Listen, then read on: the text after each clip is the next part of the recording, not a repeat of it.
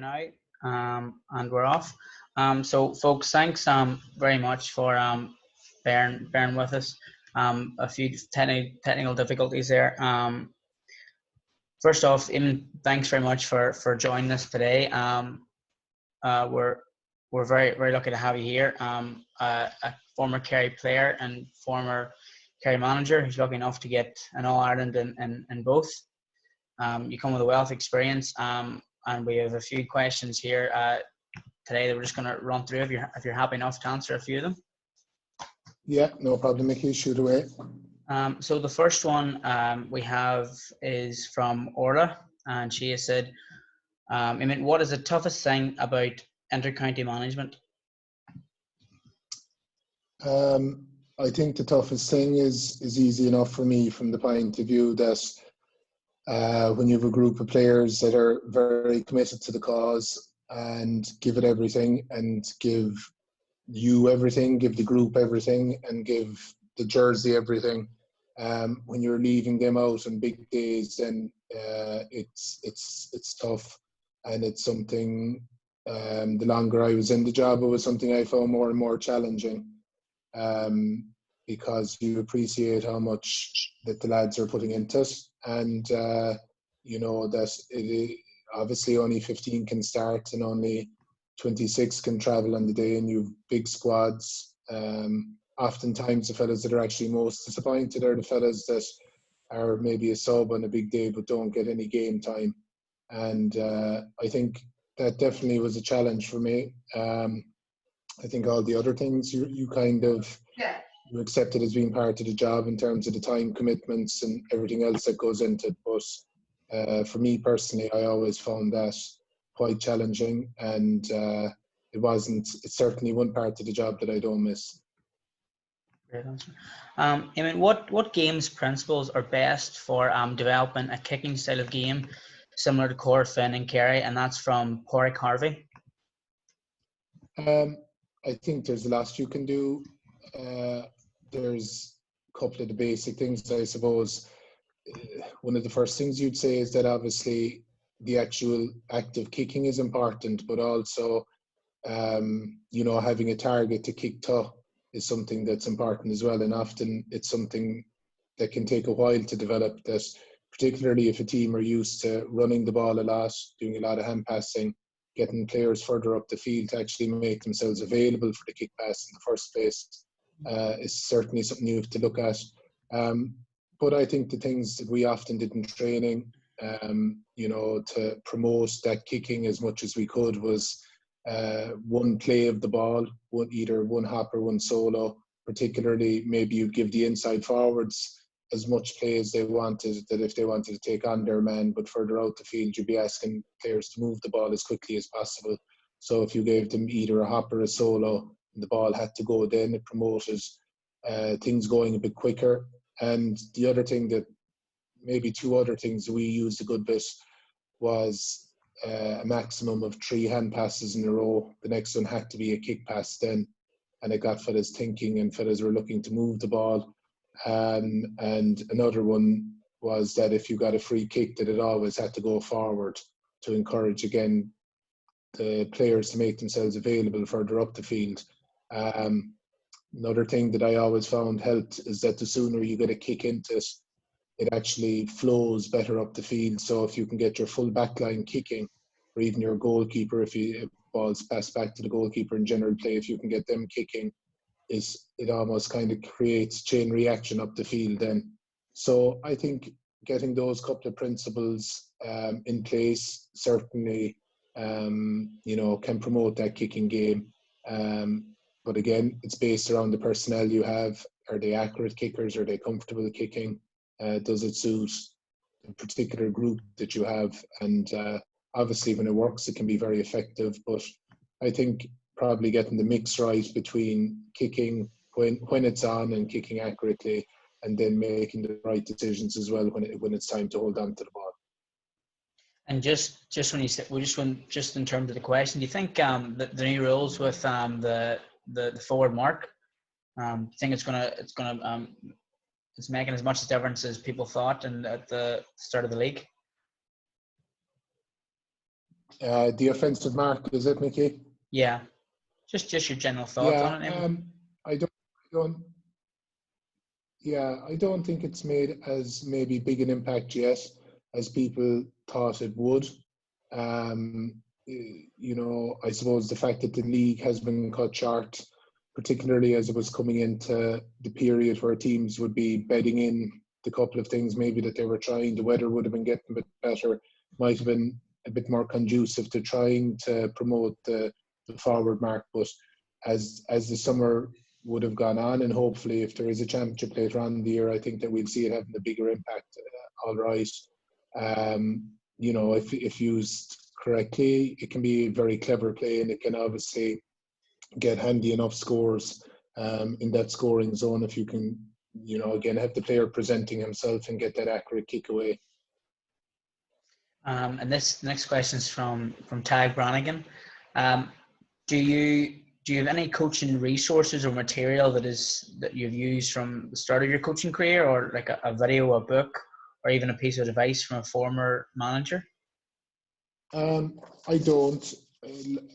I think what I would have done, and I think what a lot of coaches do, is that you'd have a copybook or a notebook, and that you take down games, drills, game-based scenarios, all those kind of things that have worked for you, things that work for you for the style of play that you want to promote, things that the players will enjoy, and you build that resource as you go. I always found with books, there's loads of excellent books out there. I think, first of all, books that I would have enjoyed personally from a point of view of the culture of Kerry and the history of Kerry and things like that with regard to the football in the background. There would have been some great books written, Forging a Kingdom by Richard McElligott, In the Name of the Game by J.J. Barrett, King in a Kingdom of Kings by Father Tom Looney about Dick Fitzgerald, and in that book, Dick Fitzgerald's book on how to play Gaelic football would have been in it, and they would have all been excellent in terms of educating you about what football means and meant in Kerry. But in a general thing, then I think the way I've always worked is I would read pretty widely in all different sports, and I think you just take ideas from different people, and you're not just going to read one book and say, okay, that's the book and I'm just going to do it that way. You just get different ideas. I found books like Alex Ferguson did a book near the end of his career called Leading, which it was done in conjunction with Harvard, and his style of management and leadership, I thought that was very good. I thought there was a lot of practical stuff in it. I think anything with regard to John Wooden, there's an awful lot of good stuff again, and the type of culture maybe that you want to build within a group. And another book that I found very good myself was The Winner Within by Pat Riley, again from the basketball background, but in terms of promoting that group culture, found it very good. And then there's loads of other books. I mean, Legacy, the book on the All Blacks, obviously a lot of people take lots of good bits out of that. Another book that I found excellent was The Boys in the Boat, about the American Olympic rowing team at the time of the Olympics when Hitler was in charge in Germany in the Berlin Olympics in 1936, I think it was. They're all brilliant books, and you can just take bits and pieces from all of them. Like I said, I don't think there's one book that I'd look at as a Bible. I think read widely, read different people, and you pick up different ideas that will suit, number one, your own coaching style, and number two, maybe the group that you're dealing with. That's fantastic. And thank you. Eamonn, this one is from Lucas, and he says, how do you develop a sport through games versus technical gestures? So how did you work the balance? Yeah, I suppose, again, it can depend on the level you're at. If you're dealing with younger players or an underage team or a school team, that you might have to spend more time on the skills side of it, developing the skills, developing the fundamental skills first, developing them in small-sided games, then maybe developing them in scenario-based games, and then obviously developing into full match-type situations. I was lucky enough to be operating at a high level with some excellent players. So because of that, then you're trying to challenge yourself and you're trying to challenge the lads, and a lot of it would have been around game-based stuff, situations, game-based scenarios, challenging the players with regard to that. But we still would have done skill-based work, and I think for a while it was almost like a dirty word to mention that you were doing a drill, that everything had to be game-based and everything had to be in big groups and so on and so forth. But I think there's still a place for particular drills to develop certain skills. Obviously, you can start off at a basic, then you can put pressure on, then you can put more pressure on the skill. But I think there's still room for fairly basic drills in developing your skills and making sure that your skills are at a very high level. And I think that if you look at the top teams, if you look at Dublin over the last couple of years, they obviously have big personalities, and they're warriors, and they're good at winning games when it's in the melting pot. But also their skill set, they rarely make unforced errors with regard to their skill set, and that just comes down to hours and hours of practice. So I think it's a mix of everything. It's like I said, I think it depends also on the group that you're working with. But definitely variety is key as well, that you're not just showing up every night and you're doing the same drill or the same game-based scenario or the exact same thing. I think that you have to keep the players thinking, and when you're keeping them thinking, then they're enjoying it, and you're developing them, and you're getting them ready for the unpredictability of matches then. Yeah, brilliant. I say it's true, even if you're taking your club under 12 team, or you're taking your senior inter-county team. Just when you mentioned schools, just when it popped in my head, you were down and you were playing my old you were in the Hogan final, I think, Eamonn, and you were playing St. Pat's Mahara, and it was I think there was only your team scored 2 or 3 points the first half. Mahara had a good number of quality and talent in that team.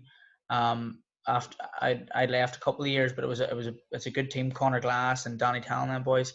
What did you say at half time? Because it was a big. I mind watching the game. It was a big change in half time. I think that group, that particular group from our school, from Public School Kirkagreena, they were just a very special group. I had been with them since first year. We had kind of travelled up through school together, through all the different grades, and we basically, I would say, we won nearly everything on the way up, or we won a lot of things on the way up, and they were just a very good bunch. There was a tight bond in the group. There was a tight bond between the teachers / management and with the kids themselves, and we just knew that we hadn't done ourselves justice in the first half, and there was a huge kind of a sense of a mission about us in the second half, that we weren't going to go, come all the way up to Croke Park for a small school and then just not show up.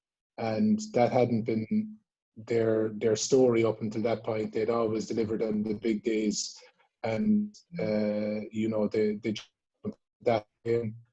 The lads themselves actually spoke before we went out and very well, and I think that kind of the group as well, that inspired lads themselves.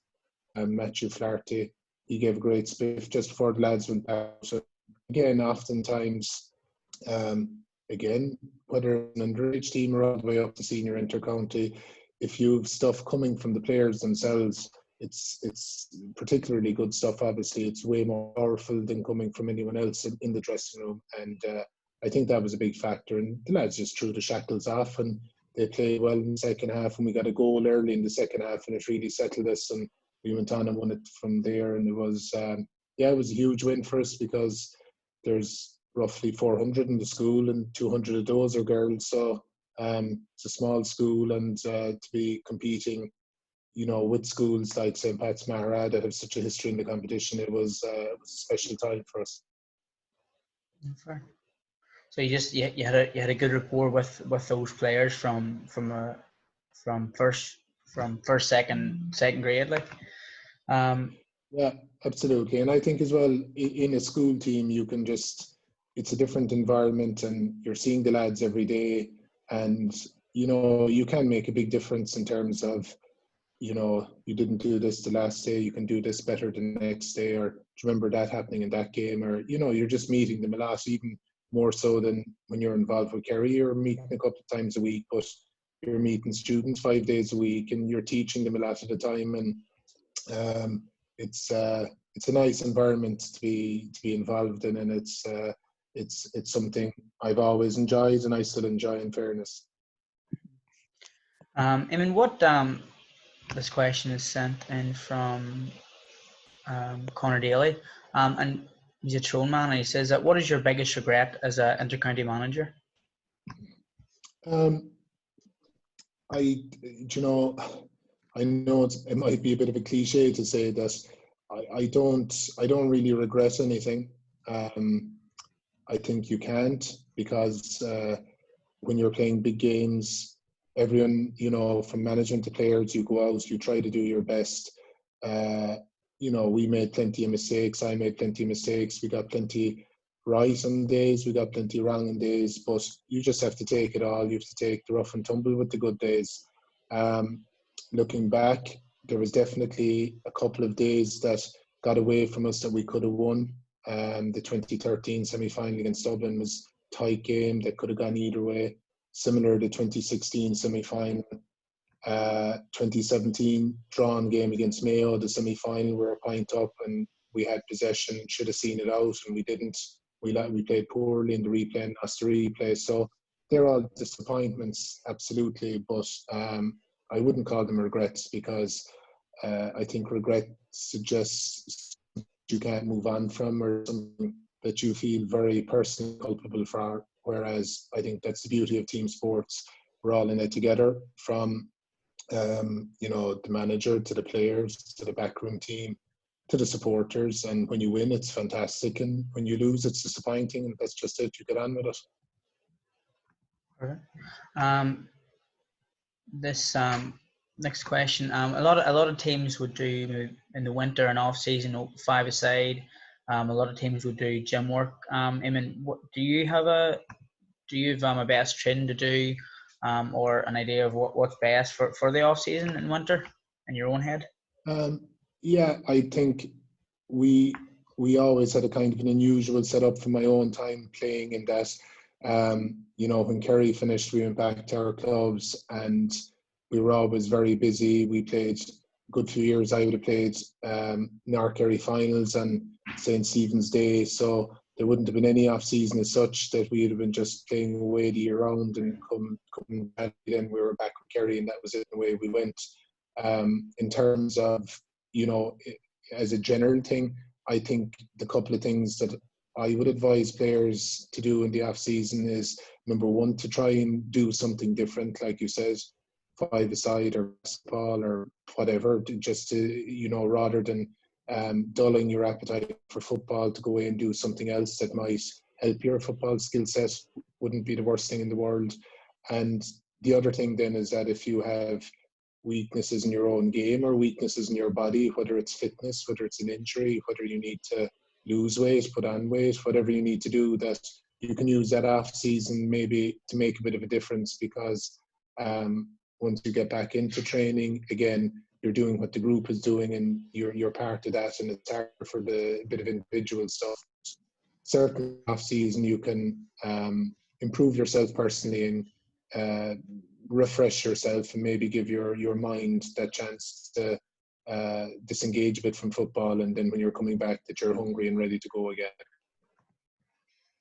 This next question is from Joe Carberry, and it's a fairly difficult question. How do we get minors to keep training and learning in the present climate of isolation? Yeah, it's a question I've thought about, that if I was still involved with Kerry, I'd imagine, obviously it's a very serious situation and everything, but when you strip that back, that it would be frustrating, and you'd be trying to think of ways that you could help the lads keep developing. I think for minor players, that they can be doing a bit of individual work. They can be doing a bit of individual fitness work. They can be doing a bit of skills work. All you need to do a bit of skills work is a football and a wall, and you can practice right hand, left hand, right foot, left foot, time, catching, touch. A lot you can do, and you can challenge yourself with just a football and a wall, or just a football and a friend that you're the correct social distance apart, and you can be kicking to each other and everything else. So I think you can do that. I think that there's a lot of online resources in terms of, you know, physical workouts that you could be doing for minor players that they're still a bit younger. You even working at core work, and if they had you know, particular things that they were weak, whether, you know, a young lad had a problem with his hamstrings or whatever, he could be doing something that he could improve that in this half time. And then there's books, we mentioned some of them earlier. There's so many autobiographies out there. It's so easy to get books online now and everything, that you can be reading them on your device or get them delivered to your house. And you know, reading those autobiographies, I often found when I was that age, and always really, I found them, they could be inspirational and very insightful, the good ones, and they give you little ideas about how you could improve yourself. And you know, I always enjoyed reading those stories of sports stars, and in football and hurling, but also in all the other sports. So I think there's lots you can be doing, while at the same time realizing that, you know, it is a kind of an unprecedented situation, and we have to look after each other and take care as well. Yeah, perfect. This one is sent in from Stephen Henry, and Stephen just wants your experience, and how did you balance the level of exposure for the new younger players while still looking to protect their early development as a senior player? Pretty tough question too. Yeah, I think again, it's very much individually based. I think there is definitely a part of when you're dealing with younger players that you want to protect them. You want to protect them, first of all, until they're ready physically, that you don't want a young up-and-coming player being dropped into too soon and picking up a bad injury that curtails their development. You've to take into mind their mental development. Are they ready for the psychological challenges? Because regardless of how good or bad you are, there's going to be good days, there's going to be bad days, and can you deal with that? And again, can you try and keep them on an upward curve, so that they're, you know, again, it's not harming their development. And then there's the other side of it then, where you have to balance that kind of caution with the just let them go and let them at it. I think, you know, some players, like we saw with David Clifford when he came on the scene, he was like a duck to water at that level. That doesn't happen often. A lot of other players tend to take a season or two or even three where they get to play a couple of league games, goes okay, doesn't go okay. They train, their form is up and down. They start to build a bit of consistency, and then after a couple of seasons, they realize what it takes, and they're able to survive at the level. So there's a lot of different factors in it, but I think it's a case-by-case situation. Some players will handle it very well and are ready to go from the off. Other fellas will take a bit longer, and it's important to have patience with them. And then, you know, it comes to a point maybe after the 3 to 4 years that a player isn't going to make it.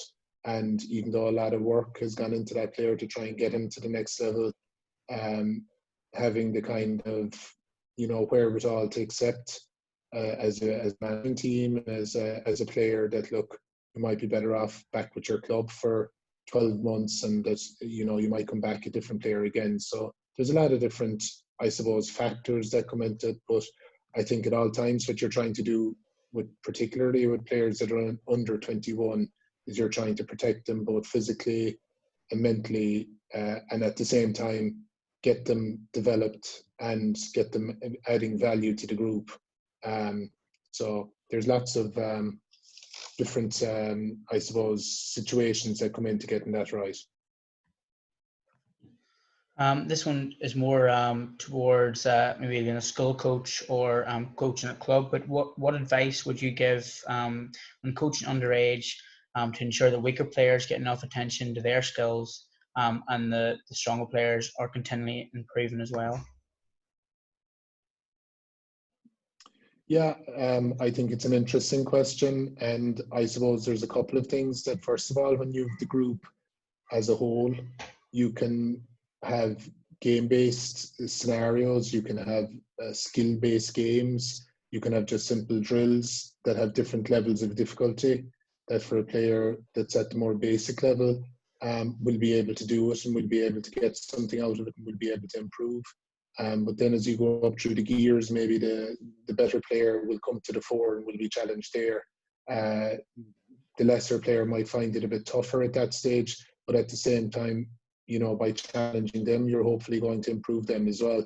And the other thing then, obviously, if there's a fairly big discrepancy between them, you can always split them into smaller groups, which is, it's something that you have to do in a sensitive way and in a kind of a clever way, so that the group that are the very good group are being challenged, obviously, but that the lads that maybe aren't in that very good group don't feel like that they're second-class citizens, then that you're making sure that they're getting a good level. And even if there's one manager of the team, or if there's one kind of powerful figure involved with the team, that they might spend a bit of time with the very good players, but it's key for them to spend some time with the players of lesser ability as well, to show that they're values, and that it's not that it makes sense of what you're trying to do. You're trying to improve the whole group, but that you're not alienating them as well, I suppose, is important.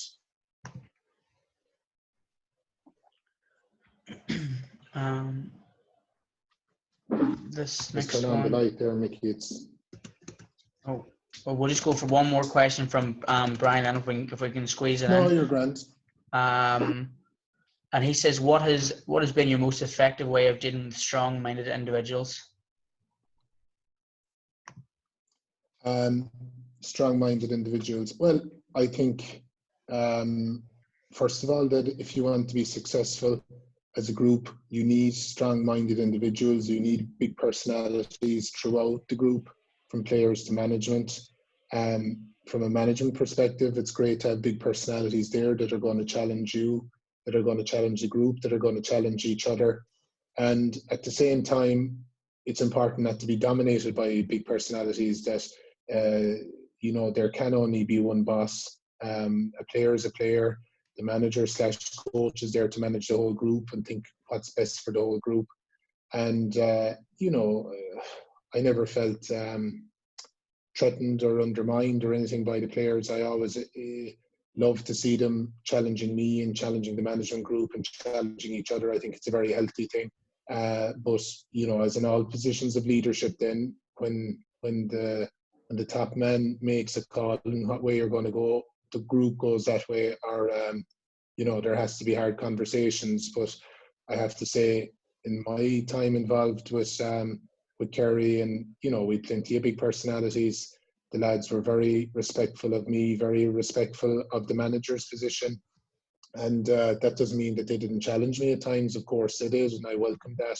But at the same time, once a decision was made, then they were happy to row in and go with that decision, even if they weren't 100% happy. And I think that's a sign of a healthy group dynamic, if you can get to that point. Perfect. And just when we've mainly a lot of coaches on here at the minute.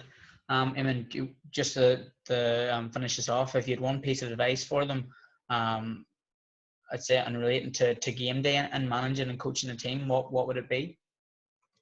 I think a thing that I always came back to, sometimes probably to my cost, undoubtedly, but I think a thing that I'd be very strong on always, and it's something I'd still be strong on from a management or coaching perspective, is that you have to make your own decisions. You have to make your own mistakes, because I think, again, as the leader of the group, or as the manager or the coach in the group, you can take feedback from everyone. You can give everyone a hearing, inside the group, outside the group, however wide you want to cast yours. That's an individual thing. But at the end of the day, you have to make the decisions, and they have to be your own decisions. I always found that when things go right, it's fine. There's no, there's never any, everyone's delighted and that's it. You move on, you're happy out yourself. It's on to the next game or on to the next championship or whatever. But when you lose, and especially if you lose big games, I always found that there was a kind of, I don't know what, some kind of, there was more accountability there when you could just say, look, I made that call, it didn't work. it wasn't some fella that you met below in the shop who threw something at you and you said, Jesus, that's a good point. Even though that fella mightn't have ever seen training or anything else, he's putting a doubt in your mind and you're kind of doubting yourself then. So I would always have been strong about making my own mistakes. So it's important to learn from your own mistakes, but when the decisions are your own, you can live with the mistakes. But if you're making someone else's mistakes, it's hard to live with that. So I think that's important. And I think other than that, all you can do, similar to players, that you do your best. You're very honest with yourself. You're very honest with the group.